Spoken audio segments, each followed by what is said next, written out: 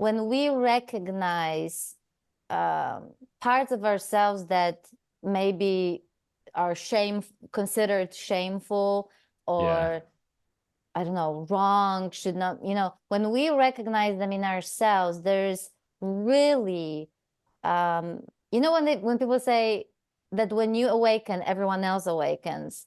And there's such a truth to that, because when we see those parts in ourselves and they are free to be seen and what I call like come home, then out of that emerges what I call like the compassion with capital C, where even when you see those things in other people, you can even maybe call it out. Sometimes you might even call it out, it's like you may mention, you may not mention, it depends on the context and circumstances. You don't do that out of I caught you, look at me, I'm like this righteous superiority of like I'm better than you and I caught you and look at you, blah blah blah. There's literally, you see because you saw those parts in yourself, you see them in others too, and you so get that. And there's exactly. you get that, and you can, even when you speak up, it doesn't come from a place of superiority. It doesn't come from a place of like Adyashanti, I think, would call it like from a divided place, from hatred or from like judgment or anything like that. You just get that. You just get that, and you understand, and you also get that we just don't see what we don't see. That's why it's called blind spots, you know what I mean?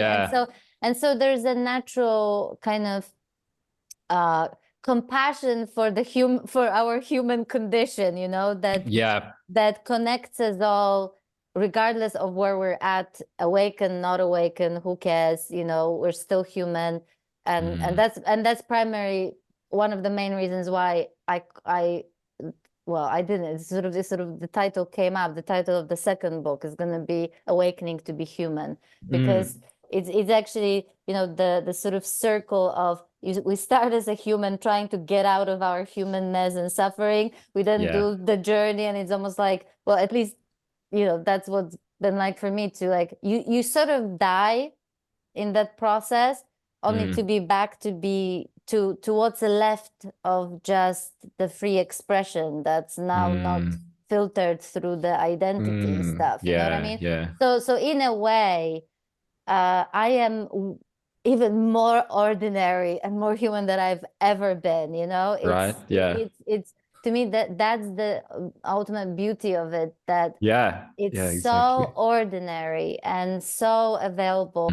By the time you sort of wake up to the reality with capital R, there's quite literally nobody there to feel special. Like there's nothing left of you to like to feel special or superior. So it's like it just doesn't make sense to speak in those terms about alignment at all, But like when you wake up, everybody wakes up, and it was like I remember hearing that like a year ago or something like that.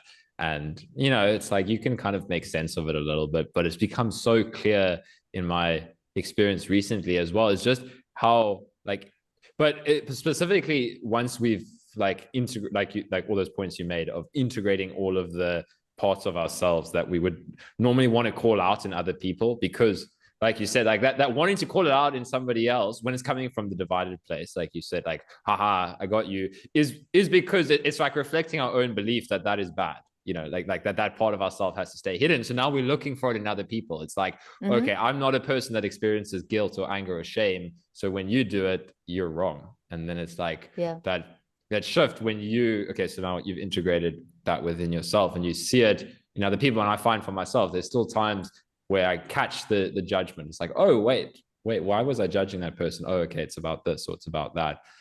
But the just to go back to what I wanted to speak about was the realizing how, I don't know, it just became so clear for me recently, like within my family. It's like, because I've gone through this process, the dynamics are just like beautiful, the way everything, but it wasn't for a long time, right? It's like the first the first shift, like that equanimity, and then like the all the intense, crazy stuff. And in that time, it was like my family was just triggering everything, right? It was just like, oh my gosh, this is so horrible. And then eventually it's like, wow, like nobody else needs to even wake up, because it's like it's that, and that's where that, I don't know if this is what was meant by the quote, but that's where that quote makes sense for me now, is like through this shift happening in me, and who knows why it happened in me, and I don't even know any of that, but like it was almost like it needed to happen in this person for the dynamics to smooth out everywhere else. I don't know if that makes sense. Like, I haven't really spoken about that before, but it's just, you kind of pulled that out of me when you said that. Whereas like, you know, I look at my family and it's like, now you can just, you don't need to wake up. You don't need to become spiritual. You can be like a friend or a family member. So you just be your most authentic expression of yourself. And it's beautiful. Like when there's no more need for anybody else to be a certain way. And then that's for me when that all made sense. It's like, oh yeah, it's like everybody wakes up when one does, or something like that, you know? It's totally, I mean, you know, I understand that, you know, it can sound a bit weird or maybe even confusing, but there's, you know, you don't even see a person that's not awake. You know what I mean? It's yeah. And what do I mean by that? Because this is the bit that I know it's confusing, because I recently had a conversation with someone about that, who was confused about, you know, what that means. It's not that, you know, when you realize the natural state, probably Frank would call it like the natural state, because I don't even know what word to use anymore, quite frankly. It just doesn't apply. You know, it's like, you know, it's then you recognize everyone as that, so to speak. You see everyone as that. You know what I mean? So whether they know that, that's a different story. Whether they themselves woken up to this realization, that's a different story. But they are that, whether they realize or not. So in that sense, you just don't, I can't, to me, like, just, even if I tried, I wouldn't know how to see that differently. Like, I don't, you know, I genuinely, I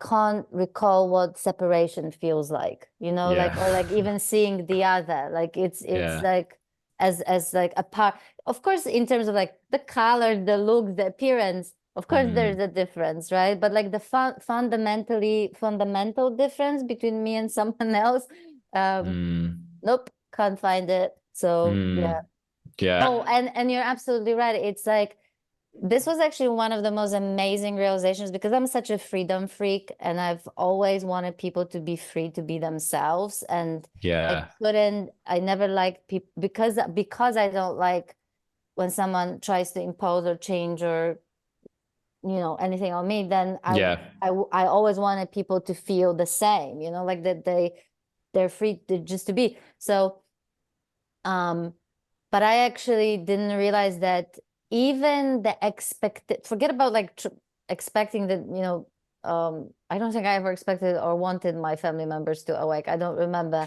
but there was still an expectation of like underlying, like I didn't even know I had an expectation for them to be a certain way or not be a certain way, whatever that might be, right?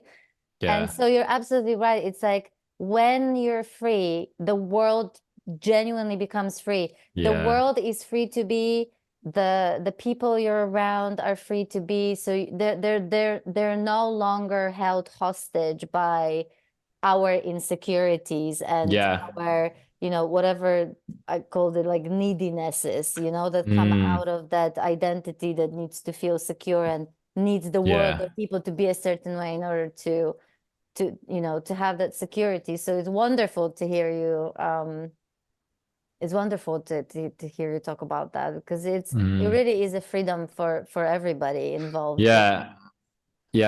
Totally. And I like that point you make, where we can, like, it's so sneaky, but it's like we can convince ourselves that we want somebody else to be free, and essentially though, like, we're kind of not letting them be who they are, right? We're like, oh, I want you to be more free. And that means you exactly as you are right now, but we don't like even see that within ourselves, you know? I want you to be free, except of point A, B, C.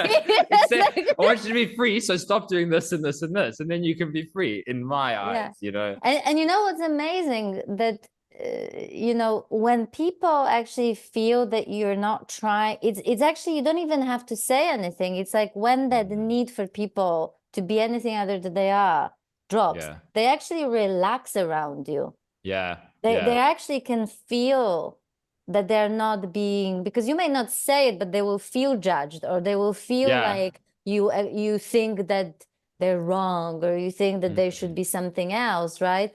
And so, you know, like sometimes they say like it takes two to tango to like create the change in the dynamic, but sometimes it really just takes one, because when you're free, then like truly, and then someone else is free, and then it's a completely, and that improves the dynamic because the person doesn't feel the pressure. And I think one of the trickiest things is to actually see how much of this is what I say, where the sort of BS is under the noble disguise, where we're trying, our attempts to want to help or fix or save or whatever actually are so selfish that have absolutely nothing to do with the other person actually. But it's really our way to avoid drama or avoid something. So it comes back to, you know, let's say someone has like a terrible mood or something like that. So we will want to fix it and change it because we actually have trouble being with that mood or with that emotion. You know what I mean? So it's that alone is like fascinating how these things that on the surface look very noble and kind and helpful and everything actually are so incredibly selfish, you know? It's astounding. Ties in again is like, it's so simple, but it's so difficult, right? It's so difficult for us to see that in ourselves. And, you know, and that is always what is underlying all of this conflict and this need for that group to be different and that person to be different. And it's like all of, like you said, all of these like noble, justifiable things to do. It's like, you got to be so honest with yourself